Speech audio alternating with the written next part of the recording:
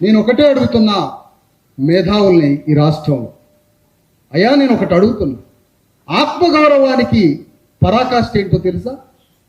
ఆత్మగౌరవం అనేది ఒక అణువంతు ఉంటుంది, దానికి ఆకాశం ఎత్తు రూపం ఏంటో తెలుసా? ఆత్మగౌరవానికి పరాకాష్ఠ రూపమే అధికార సింహాసనం. నీలో ఆత్మగౌరవం మెండుగా ఉందా, నువ్వు ఆటోమేటిక్గా సింహాసనం దగ్గరికి పోతావు. మరి ఆత్మగౌరవం ఉన్నప్పుడు పెద్ద పెద్ద మేధావులు వచ్చి చెబుతున్నారు కదా వర్గీకరణ అంశంలో, ఏనాడైనా మీరు ఒక మాట చెప్పారా? ఈ మేధావులను అడుగుతున్నా, ఏమని? ఒక మాదిగలకి వర్గీకరణ సమస్య పార్లమెంటు వేదికతో ముడిపడి ఉంది కదా, మాదిగలు రోడ్ల మీదకి వచ్చి రోడ్ల మీద నిలబడి వర్గీకరణ కావాలని చచ్చినంత కాలం యుగయుగాలు రాజ్యాన్ని అడగటమేనా?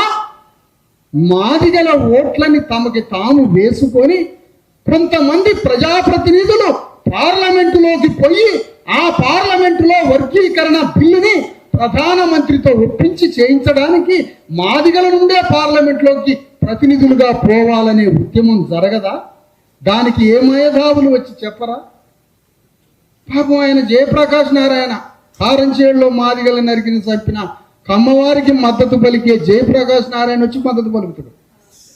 కానీ అంత పెద్ద 10 మంది మేధావులు వేదిక మీద ఒక్క మేధావేనా, central university political science professor, world class professor, భారతదేశంలో పేరుగాంచిన ప్రొఫెసర్ అరగోపాల్ గారు నేను ఒక మాట అడుగుతున్నా, అయ్యా అరగోపాల్ గారు పొలిటికల్ సైన్స్ ప్రొఫెసర్ కదా, పార్లమెంటులో తెలంగాణ వాదాన్ని వినిపించడానికి వీధి పోరాటంతో పాటుగా పార్లమెంటులో సభ్యులు పోబట్టే ఆ పార్లమెంటులో తెలంగాణ బిల్లుని ఆమోదింపజేయడానికి, తెలంగాణ బిల్లుని తీసుకురావడానికి పార్లమెంటు సభ్యులు పోయారు.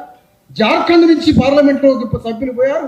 తమిళనాడు బీసీ రిజర్వేషన్ల గురించి పార్లమెంట్లోకి సభ్యులు పోయారు.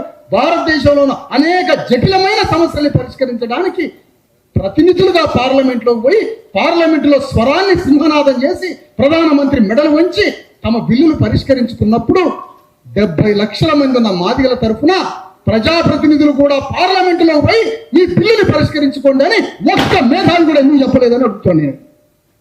ఎందుకు మాట్లాడలే? ఎందుకంటే మాదిగలకి రాజకీయ వెన్నుముక్క వస్తే దేశంలో భూకంపం వచ్చి త్రివర్ణాలు నాశనం అయిపోతారు.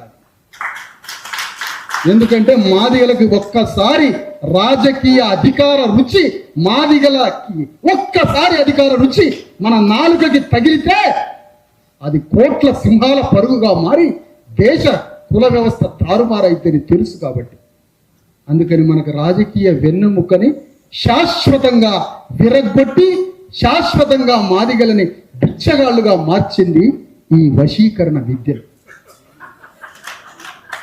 అందుకనే వర్గీకరణ, క్లాసిఫికేషన్ అనే వర్డ్ ఏంటో తెలుసా? భారత రాజ్యాంగానికి ఆత్మే క్లాసిఫికేషన్. క్లాసిఫికేషన్ అంటే క్లాసిఫికేషన్ చేయడం, ఎస్సీలనే కాదు దేశంలో ఉన్న 6500 కులాలని క్లాసిఫికేషన్ చేయాలి. నీ వాటా ఎంత, నీ వాటా ఎంత, నీ వాటా